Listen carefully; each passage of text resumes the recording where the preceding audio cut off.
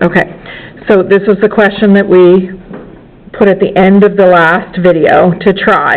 So I tried it here, and you can try it on your own and see if you get the same answer. So what I'm going to do is take this answer, take it out of the augmented matrix. So I'm going to write A inverse equals, I'm not going to talk as I write it down so I don't mess it up.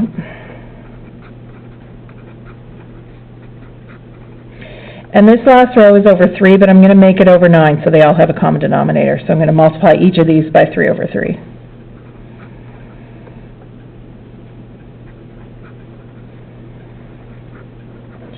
Okay, so that's our inverse. But in the last chapter we said if you have something in common you can pull it all out, and then you can actually check with it pulled out. So if we take that out,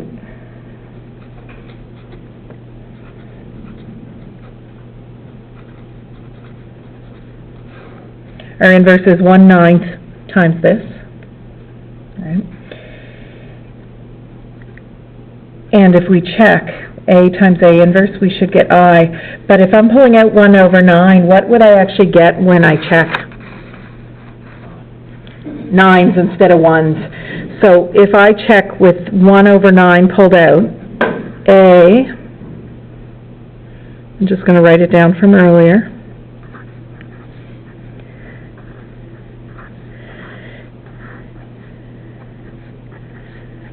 And properties of matrix said we can just pull that right out and put it back in later.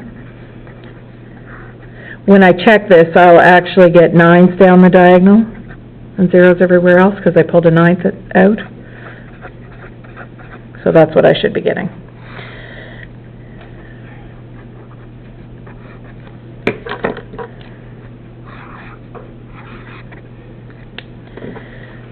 So -1 plus 4 plus 6. 9. Good.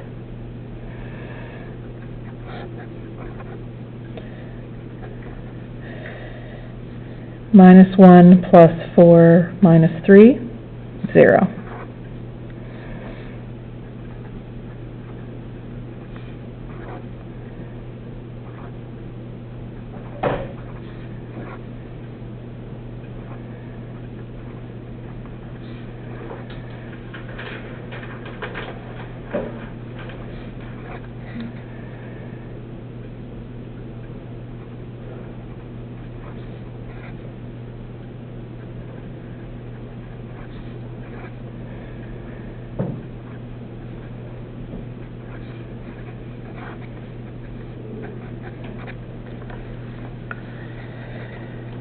So I would recommend doing that. It's so much easier than with your fractions, although you can check it with your fractions in it and they're all a common denominator, so you'll end up with 9 over 9 instead of 1, right, which is 1. So you can do it with the fractions in it, but either way I would recommend putting them all over a common denominator in order to check. Okay, I'm just going to pull that back down.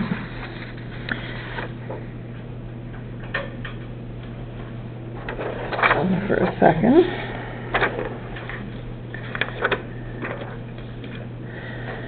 Okay, we're going to write one more down. This one is the one that I said has no inverse, so you can see what happens when you have no inverse. So there comes a point where you just stop and you don't try anymore. And what does it mean about the inverse, or about the matrix if it has no inverse?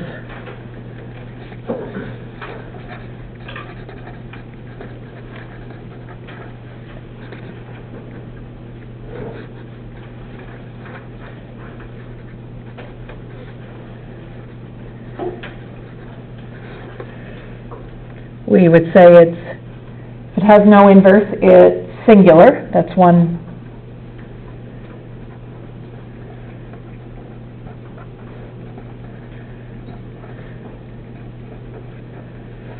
Or the determinant is equal to 0. That's another. So if I said find the inverse, and obviously we'll conclude this has no inverse, or I could say show that this has no inverse. But later on, when we learn how to find the determinant, then you would just, when you say, does this have an inverse, or you would just check the determinant. Okay, so we're going to put this one into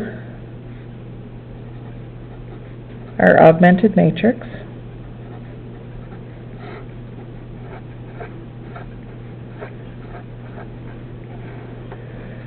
Okay. Now it's 1. I usually start them with the 1 in the top corner, just so that you don't have fractions right off the bat. Makes things easier. So this is a 1, and that's good. So we need zeros below it. Okay, so the first one is in row 2. So that's a 3. The 1 needs to be a negative 3. So negative 3 times row 1 plus row 2. This is a negative 2, so the 1 needs to be a positive 2. So 2 times row 1 plus row 3. Notice when you look at your row operations, these are always match. And the middle one is always the pivot.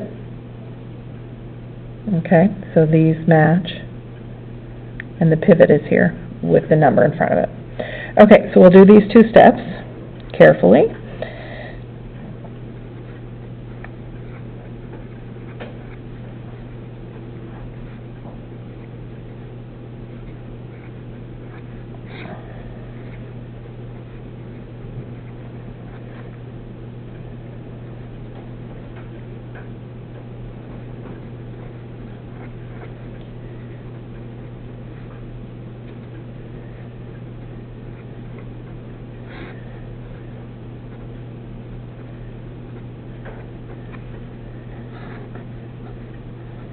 I didn't change row 1, so I'm just going to write that as it is. Row 2,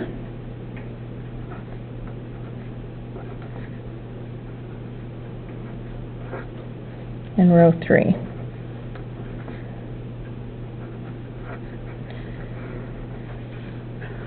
Can you see something that you notice about the row 2 and row 3 right now that would indicate maybe that there's no inverse?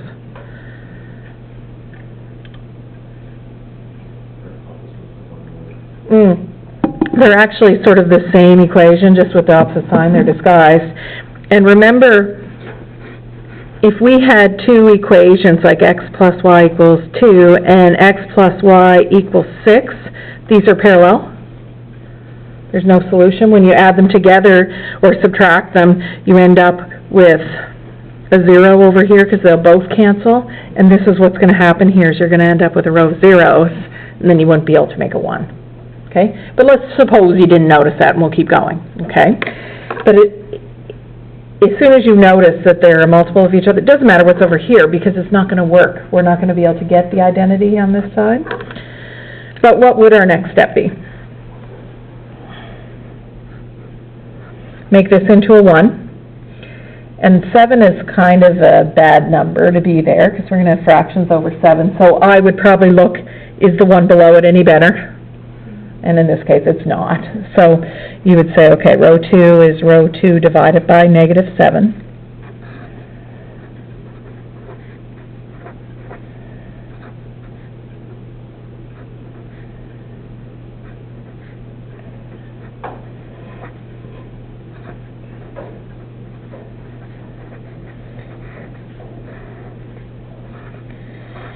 Now, since we know what's going to happen, that this one's not going to work nice, this third row, you could just do that step first, the 7, to show that it's zeros. You don't really even need to do row 1, because as soon as you get a row of zeros, it's not going to work. But let's write down the steps.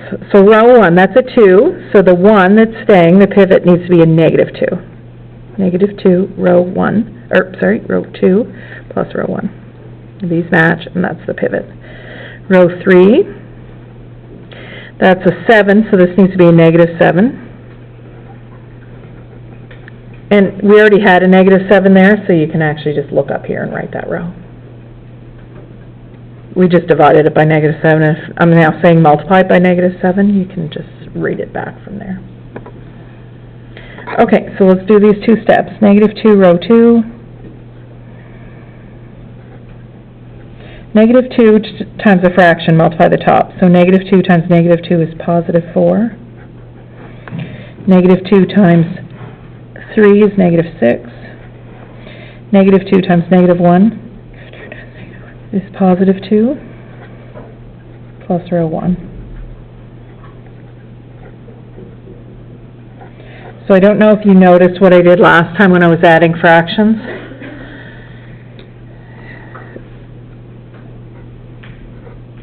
Some of them are easy, you don't need to worry about it. This one, I would say, okay, well the 1 is 7/7, and I just rewrite it in there. So now I've got -6 plus 7 is 1/7. But a lot of times you're adding to zeros, so they don't end up being too bad.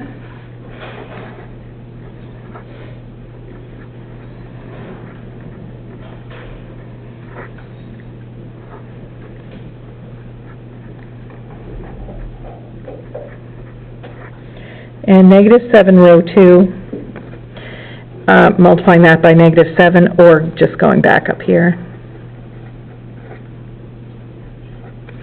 And plus row 3.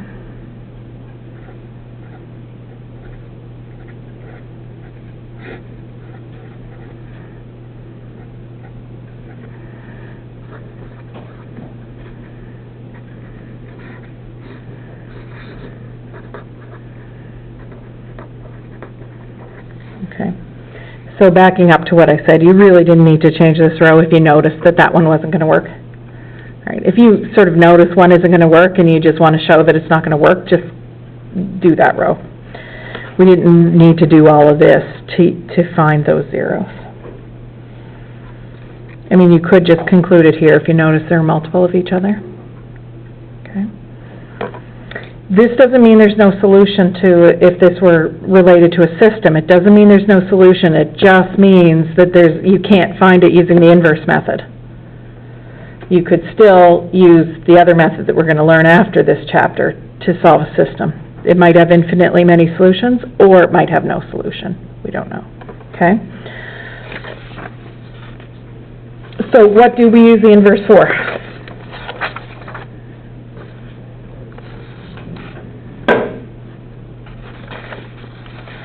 We use it to solve a system. So let's write down a system, and we'll just solve one. We can actually go back to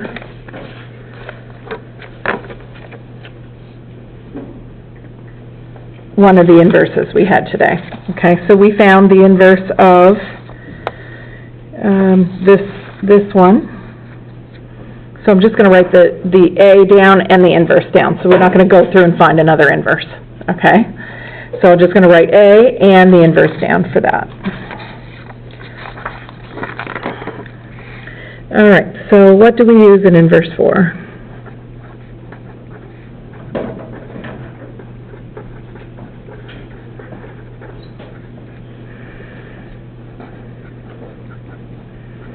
So if we have a system, AX equals B, then we can solve the system.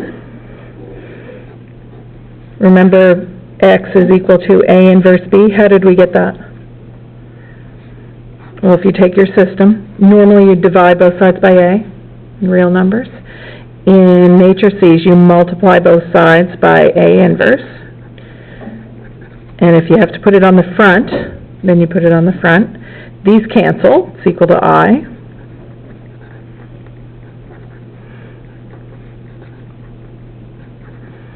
All right. So if we have a system, AX equals B, we solve it by finding the inverse and multiplying by B. So say we wanted to solve the system.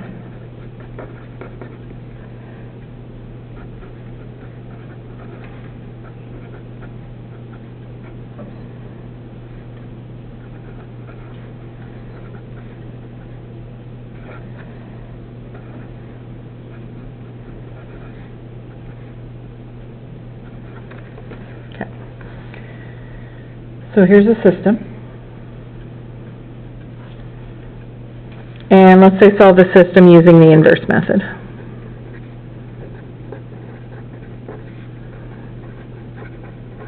which is the only method we know how right now. So step one is to write it as ax equals b. So a is the coefficients in front of your variable. So we've got a 1 in front of the x, 2 minus 1. There's no x in the second row, so 0. 3 y's, 1 z, 2, 1, 0. X equals b. Okay? Then if we want to use the inverse method, we need to find the inverse. So you'd go through the whole process of finding the inverse, but this is the matrix we already did the inverse for. So here's A.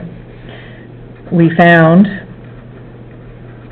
A inverse to be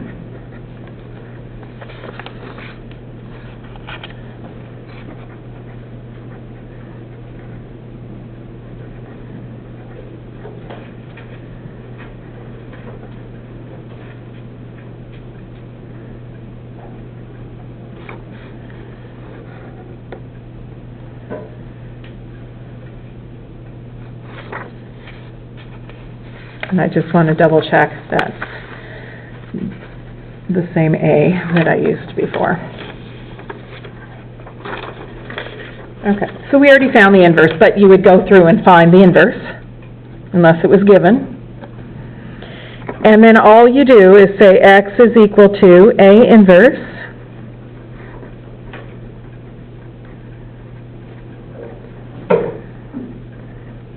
times B. You multiply that, and that will give you your answer.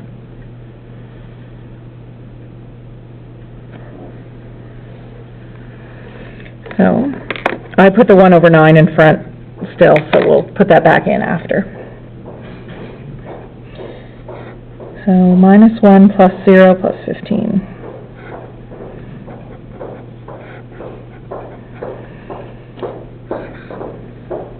Two plus 0 minus 3.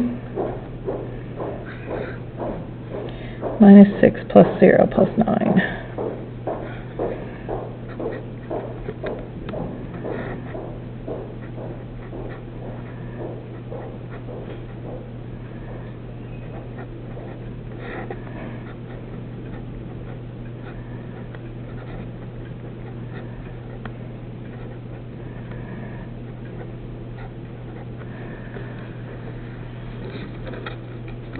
And then what do you do with that?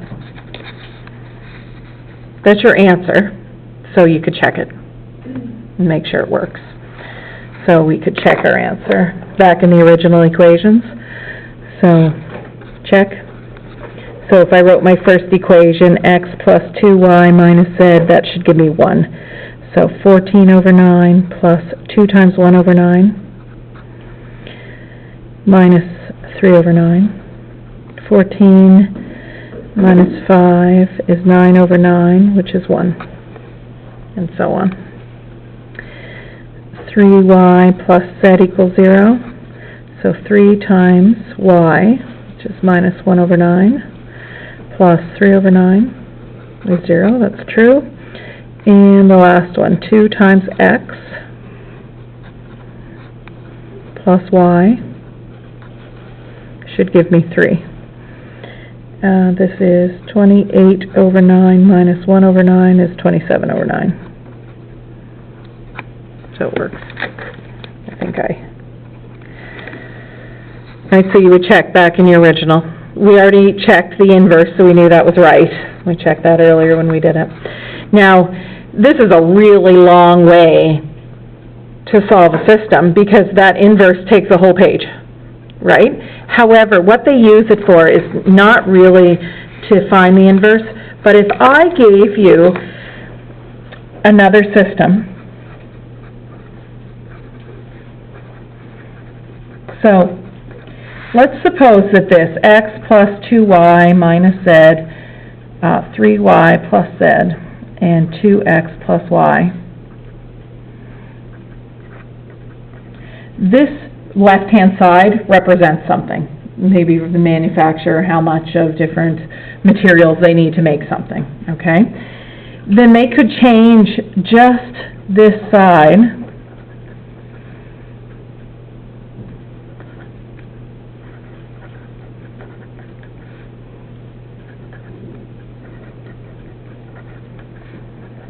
Change this side, and all it requires is a new multiplication. You already know the inverse, and I could write 100 systems. As long as this left-hand side was the same A, then you already know the inverse and you can quickly solve. So this one, we did A inverse times B, and we got the answer. This is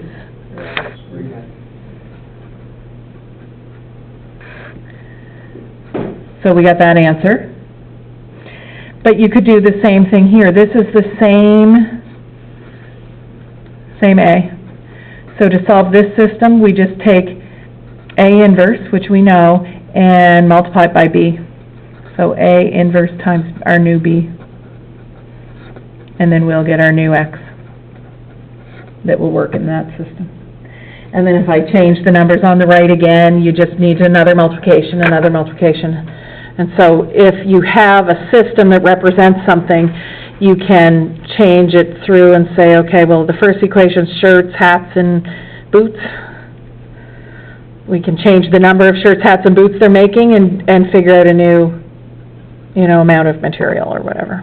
So that's what they would use it for. So you would just take your same A inverse and multiply it by 2, 5, -1, and you'd get your new values that work. Okay, so that's what they use inverse for, is to do that.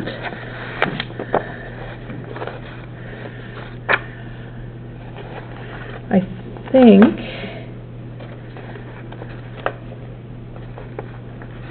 that's the end of 2.9, but just let me check.